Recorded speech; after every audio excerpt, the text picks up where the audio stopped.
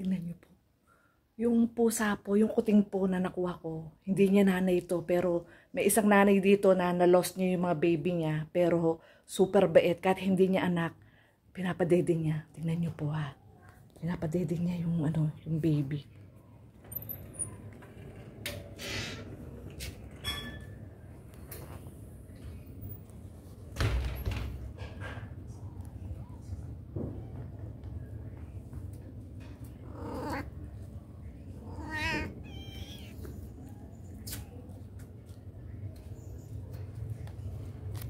Sayang, tumayo bigla. Hindi pa tapos eh.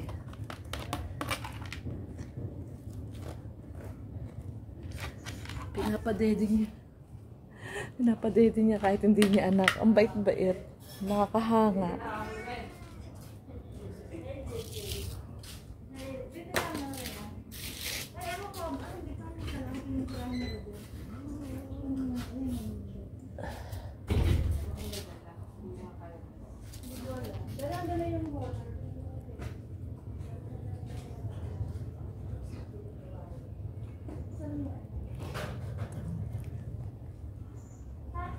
Hindi sila magnanay, pero pinapadede po.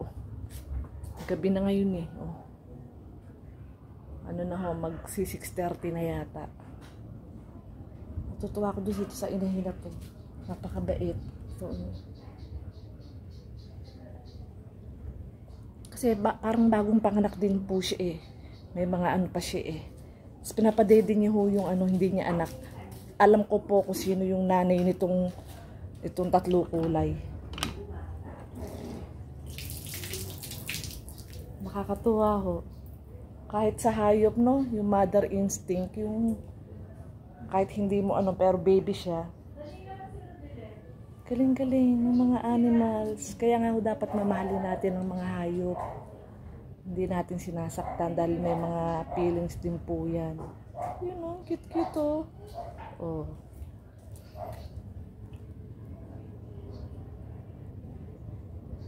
Hindi sila magnanay ho. Pero super bait nitong nanay na to. Ito, pinapadede niya. Ito pong na to, kuting na to, nakakulong ho yan doon sa may likuran namin. Meron ho akong malaking kwarto doon. Ano ho sila eh, bali, si Mikmik, mataba. Tapos yung dalawa ko pa na dinala ng anak ko. Plus ito, nakuha ko ho ito. Tapos ang bait-bait. May nakuha mo ba yung puti? Ang bait, pinapadede. Hindi naman niya anak to eh. Nakawala din eh. Oo. Hinahanap ko doon sa amin, no. Matalino, alam bumabaha, ang liit-liit. Tapos pagkita ko na suso dito. Bait yan. Ang bait, tapos ibig sabihin, hindi naman niya anak, di ba? Ang nanay nito ay kamukhang kamukha nito, yung tatlo kulay. Nakita ko nagdededehan dyan. Yun yung ano nun, ginagalag. Matapang yun eh. O yung nakaalaala, no?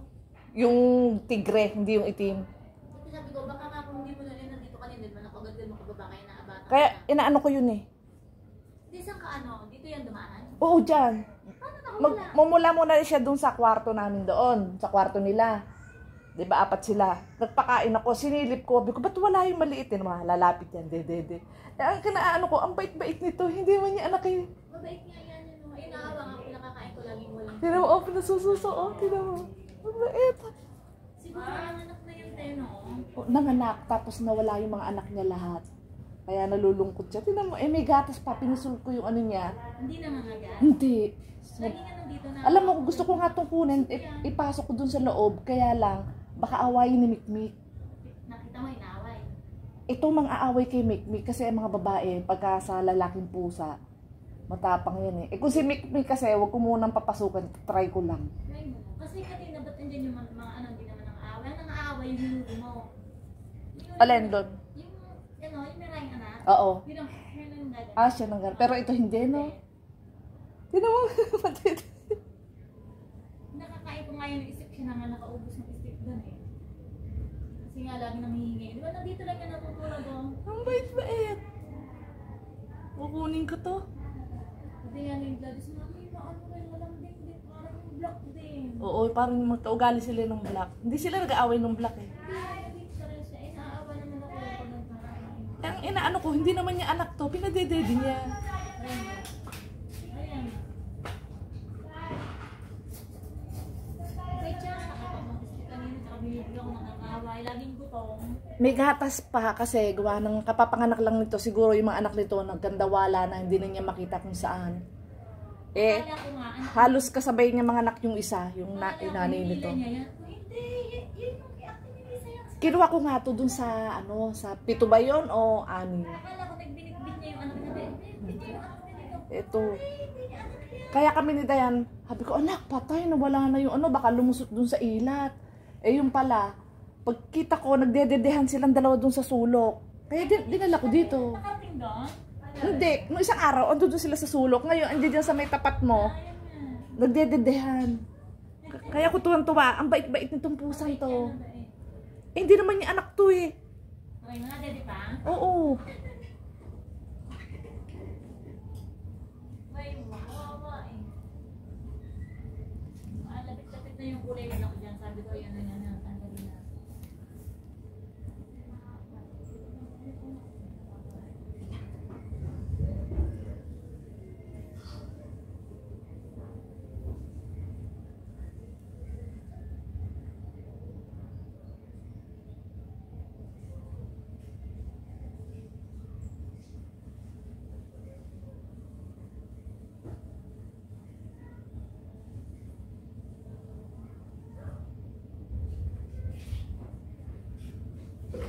Rhea?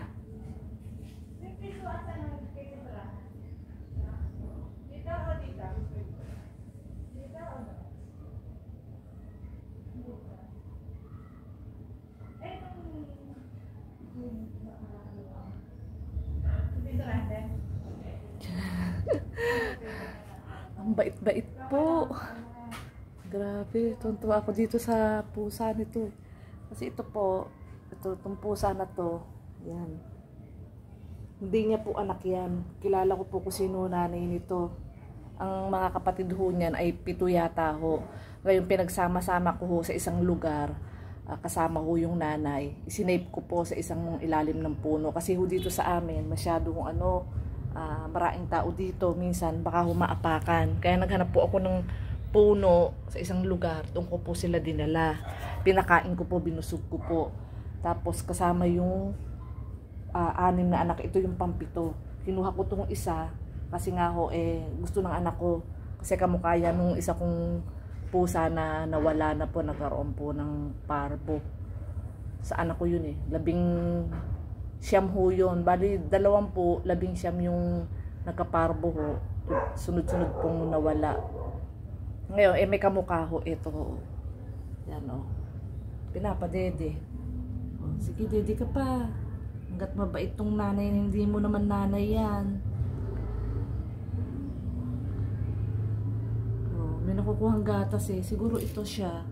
Bagong panganak din to. Kasi nakita ko yung ano niya, yung kanyang dede mga nakalaylay pa po, parang matatambok pa. Siguro na-loss niya po yung kanyang mga baby. Hindi na nyo alam kung nasaan. Tapos payat na payat ho to nung nakita ko ho. Kaya pinapakain ho namin yan dito. Ngayon, ito yung dun sa isang nanay na 7. Tapos kinuha ko tong isa. Ayan o, na-daddy ho kasi masyado po siyang baby. Pero may cat food po akong pang baby ho. Ayan. Pasensya na kayo, gabi ho ang labo ho eh. Ano kaya, sana naman nakita yung ano ko dito. Tingnan ko lang ho kung mapaplash ko ho.